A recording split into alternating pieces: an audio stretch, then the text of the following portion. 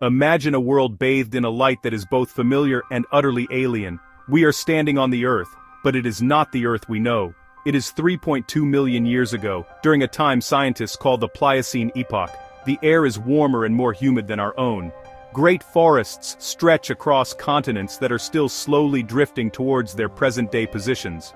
But here, in the heart of East Africa, the landscape is undergoing a profound transformation. The dense, unbroken jungles are beginning to retreat, giving way to a mosaic of open woodlands and vast, sweeping grasslands. This is the savanna, a new and challenging environment, and it is here that a remarkable story is about to unfold. The flora of this ancient world is a mixture of the recognizable and the strange. Hardy acacia trees, with their thorny branches and umbrella-like canopies, dot the landscape, providing precious shade from a relentless sun. Tall grasses, swaying like a golden ocean in the breeze, hide both predator and prey. Out of this challenging world, a new figure emerges, walking upright on two legs. This is Australopithecus afarensis, one of our earliest known ancestors, not quite human, not apes, standing only 3 to 4 feet tall, vulnerable in a land of giants, forward-projecting jaw and low forehead, hips and legs strikingly modern.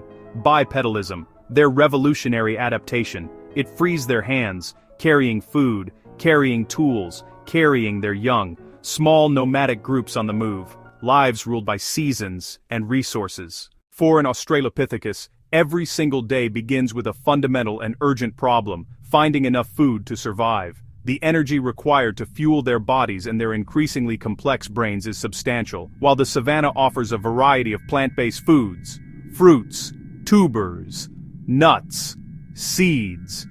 These resources are often seasonal and scattered.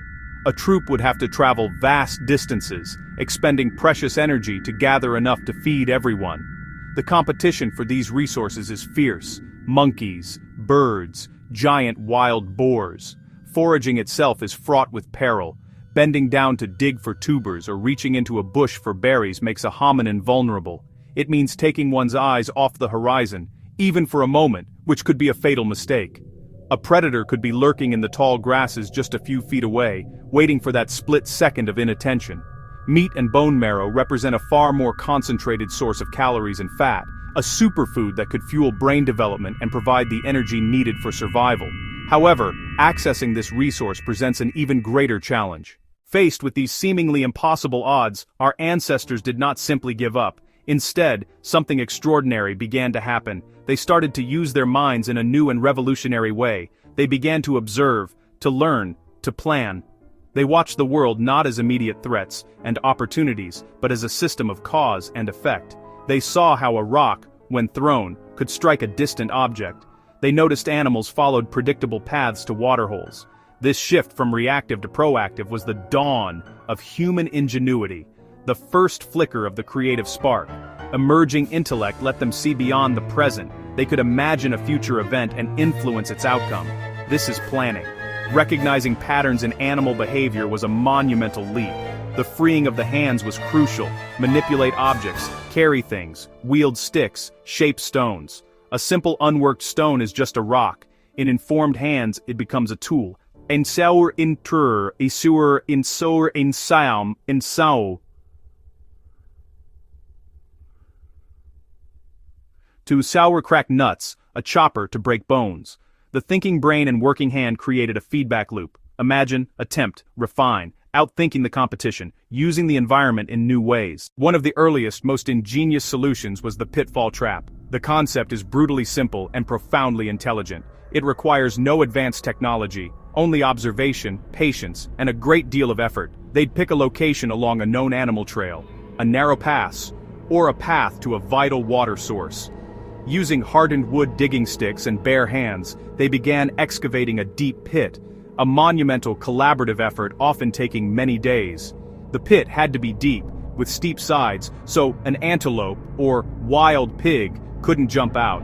Sometimes they drove sharpened sticks into the bottom, foresight that added extra danger. They weren't just digging a hole, they were engineering a solution. Once dug, camouflage was crucial. Groups wove a fragile lattice of sticks, added branches, then covered it with leaves, grass, and soil, blending it with the terrain. The goal: make the ground look solid and undisturbed. a hidden, deadly surprise beneath the earth. No direct confrontation required. Hunters waited at a safe distance or returned later to check. An animal on its path would step on the flimsy cover. It would give way. The creature plummeted, confused, immobilized, perhaps injured or impaled. Hunters approached with a clear advantage, heavy stones or sharpened wooden spears. While the pitfall trap was effective for larger game, our ancestors also developed subtle methods for catching smaller prey. The snare is a testament to their growing understanding of mechanics and materials. They observed how flexible vines and tough plant fibers could be bent and tied. The basic principle: a noose, crafted from a durable creeper or sinew, placed on a path frequented by rock hyraxes or ground birds. The genius of the snare is that it uses the animal's own forward momentum to capture it. Anchored to a bent sapling with a simple toggle, the release tightens the noose and hoists the animal, keeping it away from scavengers. The catch would still be there when the trappers returned. Beyond stationary traps, they mastered coordinated ambush, teamwork guided by geography. Identify a herd near a cliff edge or a deep muddy bank, split up, circle quietly, block exits with stealth and non-verbal communication. At a signal, the others emerge, shouting, waving, to create panic and confusion. Fear becomes a weapon, driving the herd to the trap. The invention of trapping did more than just put food on the table. It fundamentally reshaped the social fabric. Unlike solitary foraging, building pitfalls or organizing ambushes required unprecedented cooperation. Everyone had a role. Experienced members directed operations and taught younger generations. A successful trap brought a massive high-calorie windfall, too much for one person, so it had to be shared. Sharing the bounty strengthened bonds, reinforced fairness, and built mutual dependency. Trap knowledge became cultural currency and earned respect. That knowledge wasn't innate, it had to be taught, passed down across generations. This transmission is the essence of culture. Reliable food fueled bigger brains, and freed time for social interaction, tool refinement, observation, and innovation. The trap fed not only bodies, but minds. While ideas and behaviors do not fossilize, the story of our ancestors' ingenuity is not pure speculation. Archaeologists have unearthed clues that provide a window into this distant past. The most famous is Lucy, found in Ethiopia in 1974, an Australopithecus afarensis who lived about 3.2 million years ago. Her pelvis and leg bones confirmed she walked fully upright, freeing the hands to carry, create, manipulate. At Dikika, animal bones, marched 3.4 million years old, bear cut marks and percussion scars. Evidence of butchery and marrow extraction. The Lemequian tools at 3.3 million years, large hammers, anvils, flakes, represent a monumental cognitive leap. Put together, a biped with free hands, animal bones showing processing, and the tools to do it. Combined with modern hunter-gatherer observations and Pliocene demands, simple traps become a highly probable conclusion, echoes written in stone and bone. The simple act of digging a hole and covering it with branches was more than a hunting technique. It was a turning point. A species began to overcome its limits not by muscle, but by thought. The trap is a physical manifestation of an idea, conceived in the mind, executed in the world. From the first pitfall trap to the latest supercomputer, this problem-solving cascade ignited innovation. We still observe, identify problems, and apply knowledge and creativity. Same mental process, new tools. In a world of giants and saber-toothed cats, they survived by being clever.